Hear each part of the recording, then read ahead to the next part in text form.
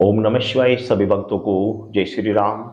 अभी मेरे पास एक कमेंट्स आ रहे थे कि गुरुजी, अभी कल ही 2 दिन पहले आए थे, उससे पहले भी एक कमेंट्स आई थी कि गुरुजी आप हमें ये बताइए कि हम ये कैसे जाने कि हमारी भक्ति किस स्टेज पर है। वेरी इंपॉर्टेंट सवाल है। आप भक्ति कर रहे हैं ईश्वर की, तो आपको एक आइडिया होना चाहिए कि हम भक्ति के किस लेवल पर हैं। तो आप कैसे जानेंगे?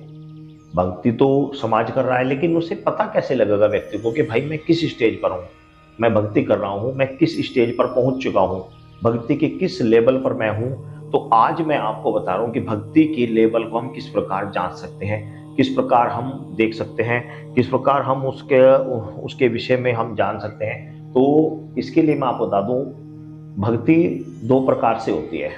एक होती है भक्ति और एक होती है शक्ति। तो आप भक्ति ईश्वर को पाने के निमित्त कर रहे हैं या शक्ति पाने के निमित्त कर रहे हैं, दो प्रकार से समझ लिए। भक्ति एक तो वो होती है जिसमें हमें ईश्वर को प्राप्त करना है, केवल ईश्वर को प्राप्त करना है, वो हमें दुख में रखे या सुख में रखे। और एक होता है शक्ति प्राप्त करना, हमें कोई सिद्धि साधना या ईश्वर का कोई अंश प्राप्त करना, तो वो होता है शक्ति प्राप्त करना। अब दोनों में स्टेज अलग अलग होती हैं। अब मैं आपको पहले बता दे रहा हूं भक्ति, कि जो लोग भक्ति से संबंधित रखना चाहते हैं, भक्ति करते हैं ईश्वर की, और उस स्टेज में देखना चाहते हैं कि हम किस स्टेज पर हैं, तो उसके लिए सर्वप्रथम आप एक बात समझिए। बहुत ही गहरी बात मैं आपको बता दे रहा हूँ, ये अपने अनुभव से मैं आपको बता रहा हूँ, कहीं ऐसी कोई विशेष लिखी हुई या सुनी हुई या पढ़ी हुई चीज नहीं बता रहा हूँ, मेरे खुद के अनुभव हैं। भक्ति काम क्रोध लोभ मोह अहंकार, ये 5 ऐसे गुण हैं जिनमें आदमी फंसा रहता है। काम क्रोध लोभ मोह अहंकार, सर्वप्रथम सबसे सामने भक्ति में सबसे ज्यादा जो उग्र रूप से आता है वह आता है काम। काम के प्रति आदमी बहुत ज्यादा उग्रसित होता है, काम के प्रति मन बहुत ज्यादा ललायत रहता है, काम वासना उसे बहुत ज्यादा सताती है। जब आप धीरे धीरे काम के ऊपर विजय प्राप्त करें, उसके बाद आप धीरे धीरे क्रोध पर विजय पाना प्रारंभ कर देंगे, लोभ आपका कम हो जाएगा, अहंकार आपसे शून्य हो जाएगा और मोह किसी से रहेगा नहीं। तो जब आप इन पांचों चीजों में कमी महसूस करें, जितनी कमी महसूस करें उतने ही अपनी स्टेज का आइडिया लगा लें। जितनी आपके अंदर कमी है इन चीजों की, उतना ही आप समझ लें कि मेरे अंदर उतनी ही भक्ति ऊंची उठी हुई है। जितना इन चीजों की प्रबलता ये आपके ऊपर हैवी हो रही है, काम क्रोध लोभ, तो उतना ही समझे कि हम भक्ति में उतने ही नीचे हैं। जितने आप इनके ऊपर विजय पा चुके हो, उतनी ही आप भक्ति में आगे बढ़ चुके हो। दूसरी बात, जब भक्ति में आगे बढ़ जाता है भक्त, तो उसे ईश्वर जब भी ध्यान करेगा, तब भी जब भी वो भगवान की भक्ति करेगा, कहीं मंदिर में जाएगा, तो उसे भगवान प्रसन्न रूप में दिखाई देंगे। जब उसे दिखने लगे भक्ति करते करते करते करते कि भगवान उसे प्रसन्न रूप में दिखाई देते हैं, आशीर्वाद देते नजर आते हैं। कहीं पर जाता है तो आशीर्वाद देते हैं, भगवान आशीर्वाद नजर दिख रहा है कि भगवान आशीर्वाद दे रहे हैं। हमने ध्यान करा, कोई हाथ आ गया आशीर्वाद दिया, हमने ध्यान करा भगवान श्री दिख रहे हैं आशीर्वाद दे रहे हैं, तो ये भक्ति में हम बहुत आगे बढ़ चुके हैं। इसका मतलब है कि हम बहुत ऊंची स्टेज पर हम पहुंच चुके हैं और भगवान का हमारे ऊपर पूर्ण रूप से आशीर्वाद हमें मिल चुका है। लेकिन ये बहुत आगे की स्टेज है, उससे पहले तो काम क्रोध लोभ अहंकार, इनके ऊपर हमें विजय प्राप्त करना पड़ता है। ये बहुत बड़ी समस्या होती है। दो खाई होती है, कंचन और कामनी। कंचन और कामनी, कंचन यानी कि धन, धन का लोभ, कामनी यानी कि मोह माया, किसी स्त्री के प्रति वासना जागना, किसी के भी प्रति किसी प्रकार की वासना जागना। कंचन और कामनी दो खाई है, इनके बीच से निकल के जाना पड़ता है, दोनों खाई को बचाकर उनके बीच से हमें जाना पड़ता है।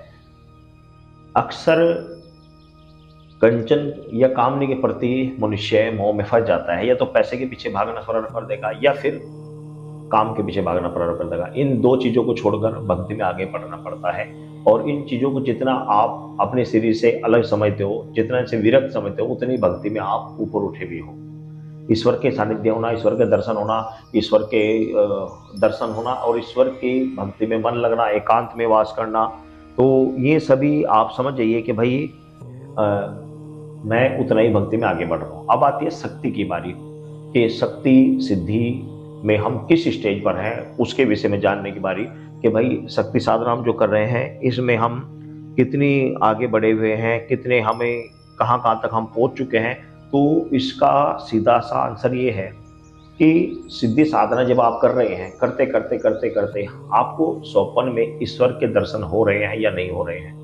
अगर हो रहे हैं, हल्के फुल्के भी हो रहे हैं, 2-4 दिन में हो रहे हैं, महीने और 2 महीने हो रहे हैं, जब भी हल्के फुल्के हो रहे हैं तो समझे आप भक्ति की सीढ़ी पर चढ़ रहे हैं, भक्ति की सीढ़ी पर आप चढ़ रहे हैं, भक्ति में मन लग रहा है आपका। आप जब भी जिस भी साधना को आप कर रहे हैं सिद्धि प्राप्ति हेतु, उसमें आपका मन लग रहा है, आप उस साधना के प्रति बाकी किसी भी कार्य को महत्व नहीं देते, अपने साधना के प्रति को महत्व सबसे ज्यादा देते हैं, तो समझिए कि हम उसमें आगे बढ़ रहे हैं। और जब हमें ऐसी कुछ चीजें दिखने लगे जो भविष्य में घटने वाली हैं, तो आप समझिए कि भक्ति लाइन में हम काफी आगे बढ़ चुके हैं। और जब हमें ऐसा दिखने लगे कि सिद्धि साधना में जिस प्रकार की सिद्धि हम कर रहे हैं, मान लिया कोई कर्ण पिशाचनी की सिद्धि कर रहा है, तो किसी के कर्ण पिशाचनी की सिद्धि तो लिहाजा वो दूसरे के बारे में देखने की कोशिश करेगा, दूसरे के बारे में सुनने की कोशिश करेगा, तो स्वप्न में उसे उसी के बारे में ऐसा दिखेगा कि वो किसी के बारे में देख रहा है, कर्ण पिशाच ने कान में आके बताया और उसने उसको बता दिया। या फिर वह वंशीकरण की सिद्धि प्राप्त कर रहा है, तो वंशीकरण का उसने प्रयोग किया और जिसको चाह उसको अपने वंश में कर लिया। या फिर वह किसी की झाड़ आदि की सिद्धि कर रहा है, किसी मंत्र की, तो वह स्वप्न में किसी को झाड़ रहा है, उसे आराम आ गया, तो इस तरह की उसे दिखाई देगा। तो आप समझ जाइए कि मुझे काफी हद तक इस सिद्धि साधना में सफलता प्राप्त हो चुकी है। या फिर आप जिस भी सिद्धि साधना जिसकी भी देवता की कर रहे हैं, वह स्वप्न में आके आपको आशीर्वाद दे रहा है, कोई चीज प्रदान कर रहा है, तो आप समझ लीजिए कि मैं बिल्कुल सिद्धि के करीब हूँ। फिर आप समझ लीजिए कि मैं सिद्धि के बिल्कुल एकदम करीब पहुंच चुका हूँ। जो साधना जो नियम लिया हुआ है, वह नियम पूरा होने के बाद मुझे उसमें समझो बस एक किस्म से आशीर्वाद मिल चुका है। तो ये स्वप्न के माध्यम से आप जान सकते हैं कि मैं किस स्टेज पर हूँ, किस लेवल पर मैं पहुंचा हुआ हूँ।